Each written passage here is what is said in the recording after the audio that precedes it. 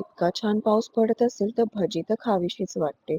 तर चला आज बनवूया वांग्याची भजी. त्यासाठी आपल्याला घ्यायचं आहे बेसन, तांदळाचं पीठ, हळद, लाल मिरची पावडर, हिंग, गरम मसाला, ओवा, तेल, लिंबाचा रस.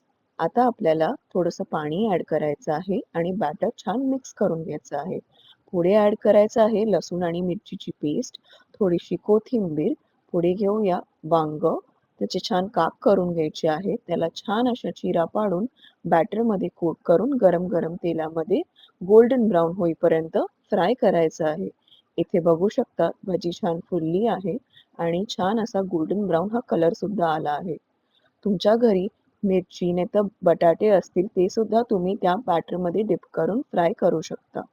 ही भजी तुम्ही हिरवी चटणी नाहीतर सॉस बरोबर सर्व्ह करू शकता, नाहीतर जेवणात सुद्धा ॲड करू शकता. व्हिडिओ आवडला असेल तर लाईक करा.